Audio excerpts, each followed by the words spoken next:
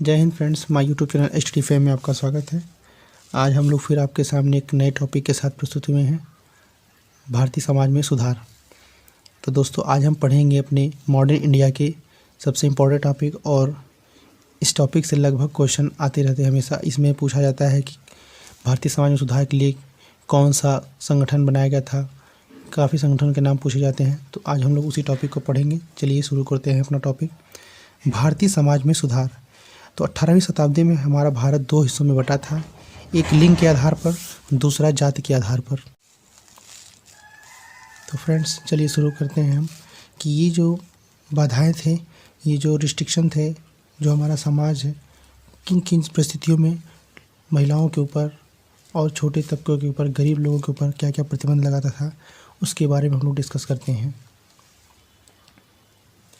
तो फ्रेंड्स, ये हमारी चर्चा कुछ 6 पॉइंट्स हैं मोटे मोटे, जो में बात किए हैं। कि उसमें पहले पॉइंट है women are not allowed to study, जिसमें महिलाओं को पढ़ने का रोक था, कोई भी महिला को पढ़ने की इजाज़त नहीं थी। दूसरी पॉइंट हमारी है कि किसी भी महिला को दोबारा पुनर्विवाह करने का अधिकार नहीं था। अगर उसका पति मर गया है या फिर कहीं तलाक हो गया है तो उसको दोबारा विवाह करने का अधिकार नहीं था। Women did not have the right to inherit property, और ना ही किसी महिला को यह अधिकार था कि अपने पिता की संपत्ति पर उसका हक हो, इस पर कोई अधिकार नहीं था। और उनका जो सोशल पोजीशन था, उनका जो सामाजिक दर्जा था, उन्हें बहुत ही नीचे था, जिन्हें लोग उन दिनों पैर की जूतियां समझा जाता था, और वह अपने परिवार के ऊपर वो डिपेंडेंट रहती थी, निर्भर रहती थी।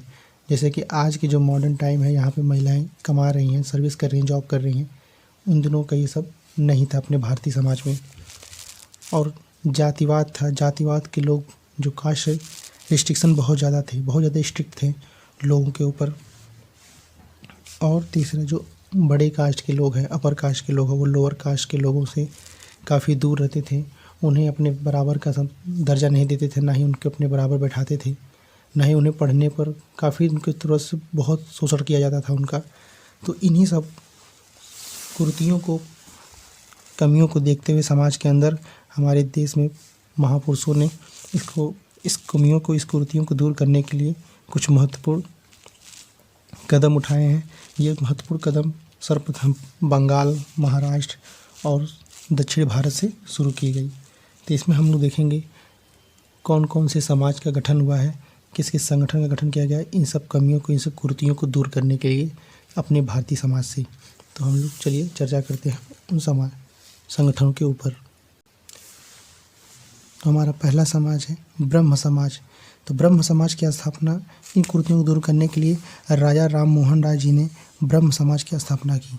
इस ब्रह्म समाज का ओल्ड नाम है ब्रह्म सभा। इसका नाम बदल के बाद में ब्रह्म समाज कर दिया गया था। स्टार्टिंग में इसका नाम था ब्रह्म सभा।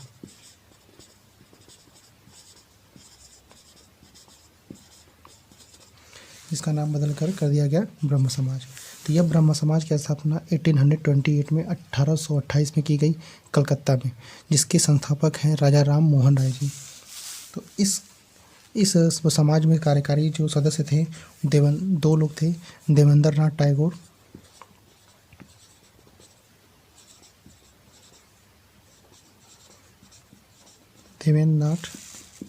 टैगोर सेकंड थे केशव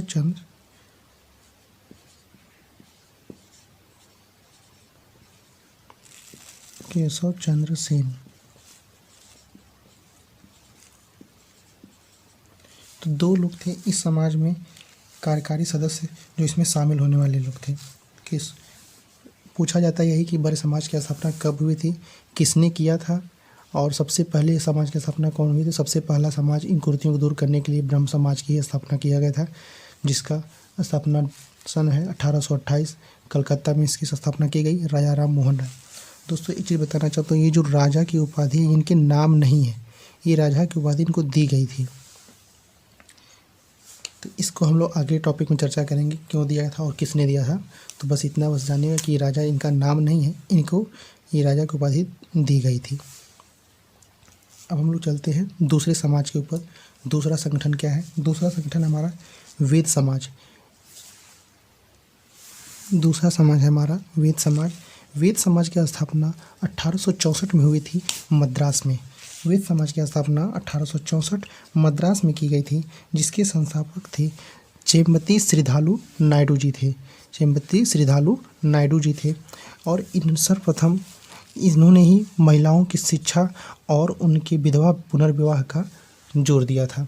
इस समाज ने जो मेन काम किया था वो महिलाओं की शिक्षा के ऊपर और विधवाओं के पुनर्विवाह के ऊपर इन्होंने इस समाज ने काम किया। और जैसे कि हम लोग पहले वाले समाज ब्रह्म समाज के बारे में बात करें तो ब्रह्म समाज जो है सामाजिक और धार्मिक सुधार के लिए कार्य करता था, तो जो बाद में आगे चल के दो हिस्सों में बट गया था। सॉरी, वो नहीं बटा था, वो आर्य समाज था।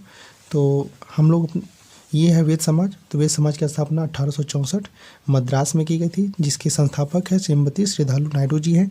और इस समाज ने वोमेन महिला की शिक्षा और रीमैरिज ऑफ विडो के ऊपर जोर दिया था। चलते हैं हम लोग अपने तीसरे समाज के ऊपर। तीसरा समाज है हमारा प्रार्थना समाज। दोस्तों हम लोग एक ईयर के वाइज इस समय पूरे हम लोग सेट किया है हमने। जैसे ये हम लोग अगर एक तरफ से पढ़ते जाएं तो अगर हमें आसानी से याद रहेगा कि किस ईयर में किस समाज की स्थापना हुई। तो पहले समाज की स्थापना कौन सी हुई थी, तो जैसा कि हमने पहले समाज की स्थापना थी हमारा ब्रह्म समाज था, जो 1828 में हुआ था। उसके बाद फिर हमारा एक और समाज था राधा सत्संग, जो 1861 में हुआ था। तो ये समाज से इसको थोड़ा कम पूछा जाता है, तो इसलिए हम लोगों ने उसको लास्ट में पढ़ेंगे उसको। तो हमने दूसरा इसको रखा है वेद समाज, जो 1864 में इसकी स्थापना की गई थी। तो तीसरा समाज हमारा आता है प्रार्थना समाज। तीसरा समाज है प्रार्थना समाज। प्रार्थना समाज की स्थापना 1867 में की गई बॉम्बे में 1867 में, जिसके संस्थापक हैं गोविंद रानाडे जी और रामाकृष्ण भंडारकर जी हैं। दोस्तों ये नाम याद रखेंगे, कौन किसने किस समाज की स्थापना की। तो हम लोग सभी समाज में जितने भी संगठन बनाए गए हैं उन सभी के संस्थापक के नाम याद रखेंगे। तो और उस समाज में कौन सबसे एक्टिविस्ट जो सब कार्यकारी सदस्य था, ये भी नाम याद रखेंगे। तो इस प्रार्थना समाज के संस्थापक गोविंद रानाडे जी और रामाकृष्ण भंडारकर जी हैं। इस समाज ने कास्ट सिस्टम के ऊपर जोर दिया, छुआछूत के ऊपर जोर दिया, untouchability, improving social status of women, और महिलाओं का जो सामाजिक दर्जा था उस पर जोर दिया इन्होंने कि जो महिलाओं को सामाजिक दर्जा मिलना चाहिए, जो अधिकार उनको मिलना चाहिए वो दिया जाए। और महिलाओं के विधवा पुनर्विवाह के ऊपर इन्होंने काम किया। और सबसे लास्ट पॉइंट हमारा है हिंदू मुस्लिम एकता के ऊपर इन्होंने काम किया इस समाज ने। अब हम लोग चलते हैं अपने चौथे समाज के ऊपर, सत्यशोधक समाज। तो हमारा चौथा समाज है सत्यशोधक समाज। इस समाज की स्थापना 1873 में की गई। एक के बाद ये अगला समय बीतता गया, तो 1873 में इस समाज की स्थापना की गई। इस समाज के संस्थापक थे ज्योतिराव गोविंदराव फुले। इनका पूरा नाम है, ज्योतिबा फुले जी ने किया था। इनका पूरा नाम है ज्योतिराव गोविंदराव फुले। इनका पूरा नाम है, जिनको प्यार से लोग महात्मा फुले या फिर ज्योतिबा फुले भी कहते थे। इन्हीं का नाम है ज्योतिबा फुले, और या फिर इनको प्यार से लोग महात्मा फुले कहते थे। इस समाज की सबसे बड़ी क्वालिटी ये थी कि इस समाज में सभी धर्मों के लोग शामिल हो सकते थे, जबकि और समाज में ऐसा नहीं था। इस समाज में हिंदू, मुस्लिम, सिख, पारसी सभी समाज के कोई भी एनीवन सभी लोग शामिल हो सकते थे। अब हम लोग चलते हैं इस समाज ने किस मुख्य बातों पर बात किया था। तो इस समाज ने कास्ट इक्वलिटी, इन्होंने कहा कि इस समाज भारतीय समाज में सभी जाति के लोग, सभी तबके के लोग एक बराबर हैं, कोई छोटा बड़ा नहीं है। तो इन्होंने कहा कि कास्ट इक्वलिटी, तो ज्योतिबा जी ने कहा था, महात्मा ज्योतिबा फुले ने कहा कि सभी जात के लोग, सभी वर्ग के लोग बराबर हैं। और इन्होंने दूसरा मुख्य काम ये किया कि जो पिछड़ा वर्ग था, जो दबा हुआ वर्ग क्लास थे, अप्रेस्ड क्लास थे, उनको ऊपर उनके उत्थान के लिए इन्होंने सबसे महत्वपूर्ण काम किया। उनको ऊपर उठाने के लिए इन्होंने काम किया। तो इस समाज का मुख्य दो ही काम थे कि इन्होंने कहा कि सभी जात के लोग एक बराबर हैं, और दूसरा इन्होंने जो दबी हुई क्लास के लोग थे, पिछड़े जो जो दबे थे, जिनका शोषण किया था, उत्पीड़न किया जाता था, तो उनको ऊपर उठाने के लिए इन्होंने काम किया। अब हम लोग चलते हैं अपने अगले संगठन के बारे में पढ़ते हैं। अगला संगठन हमारा आता है आर्य समाज। हमारा अगला समाज है आर्य समाज। आर्य समाज की स्थापना 1875 में किया गया। इस समाज की स्थापना आगरा से शुरू की गई थी, जिसके संस्थापक थे स्वामी दयानंद सरस्वती। आर्य समाज के संस्थापक थे स्वामी दयानंद सरस्वती। इस समाज की स्थापना 1875 आगरा से की गई थी। इस समाज का मुख्य काम था विधवाओं का पुनर्विवाह। इस समाज का मुख्य काम था रीमैरिज ऑफ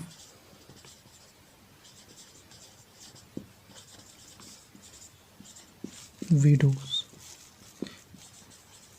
विधवा पुनर्विवाह के ऊपर इसका मुख्य फोकस था। अब हम लोग बात करते हैं अगले समाज के ऊपर, अगले एसोसिएशन संगठन के ऊपर, रामाकृष्णन मिशन के ऊपर हमारा है। अगला संगठन है रामाकृष्ण मिशन। रामाकृष्ण मिशन का स्थापना 1897 में किया गया था स्वामी विवेकानंद जी के द्वारा।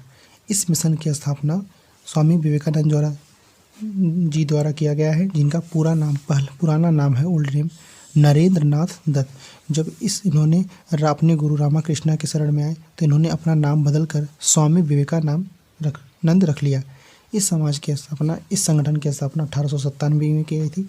अब बात यहाँ से आती है कि इस जो रामाकृष्णन नाम है, इस संगठन के मिशन का नाम है, ये मिशन का नाम स्वामी विवेकानंद जी ने अपने गुरु स्वामी रामाकृष्ण परमहंस के नाम पर रखा था।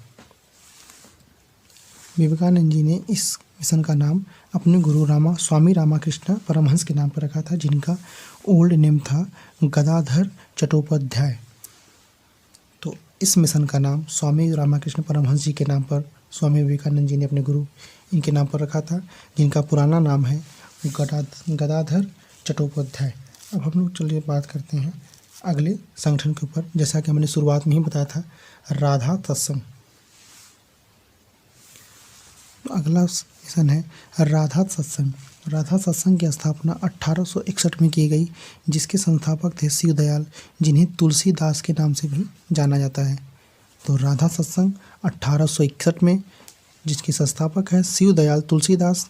अगली सोसाइटी हमारी है थियोसोफिल सोसाइटी। इसकी स्थापना 1875 में हुई थी। कर्नल अलकाट और मैडम व्लात्स्की के द्वारा किया गया था, जिसका इंटरनेशनल हेड ऑफिस है अड्यार में किया गया था। इसकी स्थापना कहीं कहीं बुक में आपको न्यूयॉर्क में मिलेगा, तो हमने दोनों लिखा है, तो आप ऑप्शन देखकर ऑप्शन के अकॉर्डिंग अपना टिक लगाइएगा। तो अब हम लोग बात करते हैं कुछ एक्ट के बारे में, कुछ और महत्वपूर्ण जानकारी है जो इस समाज को दूर करने के लिए जो एक्ट पास किए गए थे, उस पर हम लोग चर्चा करते हैं। हमारा अगला टॉपिक है विडो रीमैरिज, विधवा पुनर्विवाह। तो सबसे पहले विधवा पुनर्विवाह पर लोगों ने अभी तक इस पर चर्चा किया था, इस पर जोर दिया था, लेकिन किसी ने अभी तक संगठन नहीं बनाया था। तो उस पर संगठन जो है विष्णु शास्त्री पंडित जी ने विधवा पुनर्विवाह एसोसिएशन को संगठन 1856 में इसका संगठन बनाया और इस पर विधवा पुनर्विवाह पर काफ़ी जोर दिया और सपोर्ट किया। इससे प्रेरित होकर बाद में ईश्वर चंद्र विद्यासागर जी ने महत्वपूर्ण कदम उठाए। तो चलिए हम लोग देखते हैं वो क्या महत्वपूर्ण कदम है। तो ईश्वर चंद्र विद्यासागर जी इन सबसे प्रेरित होकर 1854 और 1855 में विधवा पुनर्विवाह को सपोर्ट करने के लिए 25 महिलाओं का विवाह कराकर इन्होंने विधवा पुनर्विवाह को सपोर्ट किया, जिससे समाज के अंदर एक नई क्रांति आई विधवा पुनर्विवाह को लेकर। उसके बाद इनके काफ़ी प्रयासों से 937 महिलाओं के हस्ताक्षर से कई बार उन्होंने लेटर लिखे गवर्नर जनरल को, जिसके बाद इस पर एक महत्वपूर्ण कदम उठाया गया, जिससे एक बिल पास हुआ हिंदू विडो रीमैरिज एक्ट 1856 में। हिंदू विधवा पुनर्विवाह 1856 एक्ट 1856 में पास हुआ, जो गवर्नर जनरल लॉर्ड डलहौजी ने किया था। लेकिन एक बात इसमें पॉइंट वाली है कि गवर्नर जनरल लॉर्ड डलहौजी ने पास जरूर किया था, लेकिन लागू नहीं किया गया था। जो लागू किया गया गवर्नर जनरल लॉर्ड कैनिंग के द्वारा लागू किया गया था, इम्प्लीमेंट किया गया।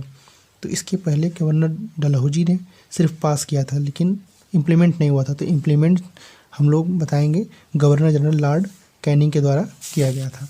अब हम लोग बात करेंगे अपने आखिरी टॉपिक शारदा एक्ट के बारे में। तो जानेंगे शारदा एक्ट क्या है। तो शारदा एक्ट 1929 का शारदा एक्ट क्या है। तो शारदा, आप लोगों ने सुना होगा बाल विवाह के बारे में, तो वही बाल विवाह जो है शारदा एक्ट 1929 वही है, जिसको और चाइल्ड मैरिज रेस्ट्रिक्शन एक्ट के नाम से हम लोग जानते हैं। तो इसी शारदा एक्ट के बारे में, इस शारदा एक्ट बाल विवाह को रोकने के लिए ब्रिटिश सरकार ने पंजाब के शिक्षाविद डॉक्टर हरिविलास शारदा जी को इस पर नियम और कानून बनाने के लिए इनको आग्रह किया, इनको अधिकार दिया।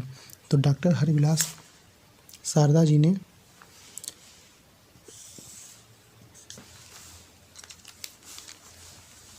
डॉक्टर हरविलास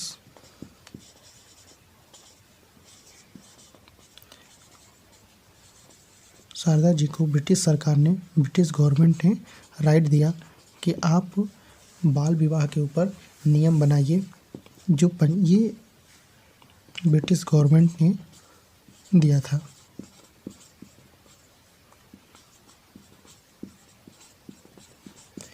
राइट दिया हरविलास शारदा जी को। ये पंजाब के शिक्षाविद थे डॉक्टर हरविलास शारदा जी।